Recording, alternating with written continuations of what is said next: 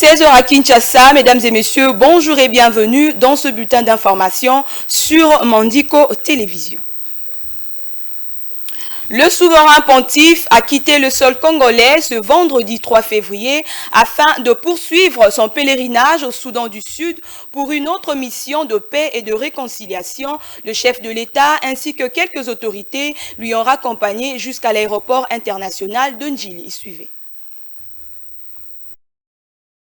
Le souverain pontife est arrivé au terme de son séjour à Kinshasa, capitale de la République démocratique du Congo, ce vendredi 3 février 2023. À l'aéroport international d'Njili, le décor a été planté pour les au revoir à sa sainteté le pape. Le chef de l'État Félix Tshisekedi, le Premier ministre Jean-Michel Samalukonde, Christophe Mbosso, Modeste Bahati Lukwebo ainsi que le membre du gouvernement, sans oublier quelques gouverneurs de province. Ils étaient tous là, mobilisés, pour souhaiter un bon retour au pape François. Le président de la République l'a accompagné jusqu'au pied de l'avion et va attendre que l'appareil s'envole pour une autre mission apostolique dans le Soudan du Sud, pays à majorité chrétienne. À Juba, le pape de 86 ans sera accompagné de chefs des églises de l'Angleterre et d'Écosse, représentants de deux autres confessions religieuses de ces pays de 12 millions d'habitants. Les trois responsables religieux se sont personnellement engagés dans le processus de paix et de réconciliation au Soudan du Sud.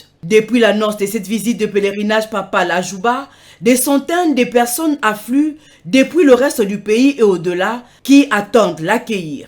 Il s'agit du 40e voyage international du chef de l'Église catholique depuis son élection en 2013, le 3e en Afrique subsaharienne. Et dans ce même chapitre, après sa rencontre avec les jeunes au stade des martyrs de la Pentecôte, le souverain pontife a rencontré les prêtres, les diacres, les personnes consacrées ainsi que les séminaristes le jeudi 2 février 2023 à la cathédrale Notre-Dame du Congo dans la commune de Lingwala. Suivez les détails. Comme prévu dans son programme, le pape François a rencontré le jeudi 2 février dans la cathédrale Notre-Dame du Congo de Lingwala le prêtre, le diacre, les personnes consacrées et les séminaristes. Le souverain pontife a dans son message au clergé de toute la RDC demandé de servir l'évangile en lieu et place, de se soucier de gérer les finances et les autres affaires avantageuses, afin de rester totalement au service de l'Église et de la communauté. Pour vivre notre vocation, nous avons toujours des défis à affronter, des tentations à vaincre. Je voudrais m'arrêter brièvement sur les trois suivantes.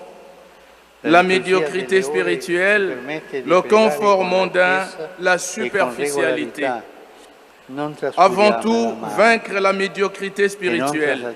Comment?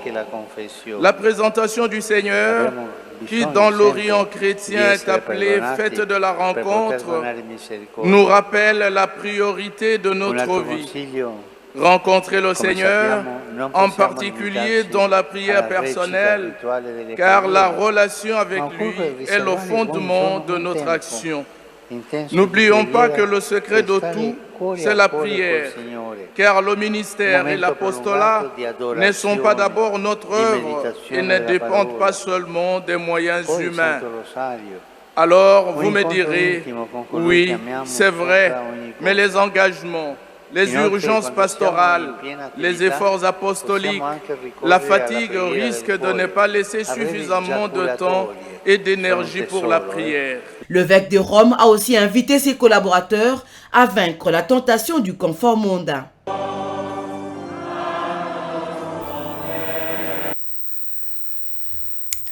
Évariste Ndayishimiye est président du Burundi et président en exercice de la communauté des États d'Afrique de l'Est, a convoqué pour ce samedi une réunion extraordinaire des chefs d'État et de gouvernement sur la situation sécuritaire dans l'Est de la République démocratique du Congo et les tensions persistantes entre Kinshasa et Kigali. Côté Kinshasa, Félix Tshisekedi sera bel et bien présent. D'après son cabinet, la partie rwandaise devrait également être présente au plus haut niveau. Regardez.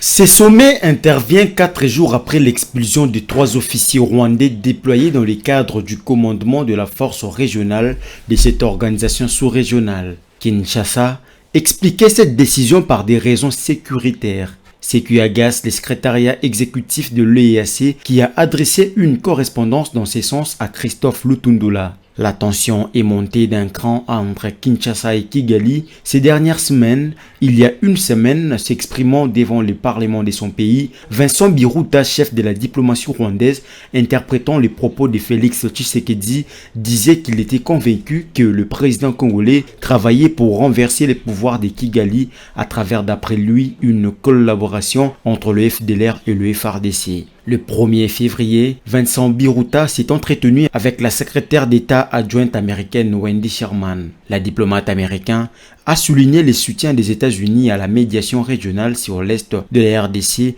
et au dialogue mené par l'Angola et la communauté d'Afrique de l'Est et a insisté sur l'importance de l'action de tout le parti pour mettre fin au conflit militaire et accélérer le processus politique. Pour rappel, Félix Tshisekedi et Paul Kagame devraient se rencontrer à Doha sous la médiation de l'émir du Qatar pour le retour de la paix dans la partie est de la RDC, une démarche qui n'a pas abouti. Le président congolais avait brillé de son absence. À ce stade, une question se pose, est-ce que le sommet de Bujumbura aura bel et bien lieu avec la participation du président congolais et de son homologue rwandais? L'avenir nous donnera raison.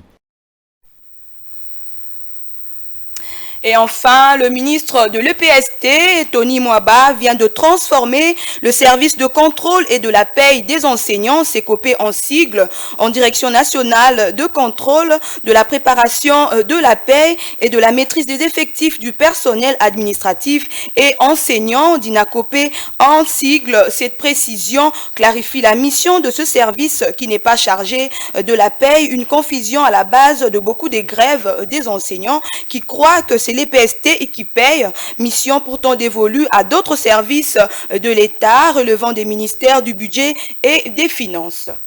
Voilà, c'est la fin de ce bulletin d'information. Mesdames et messieurs, merci de l'avoir suivi. Au revoir.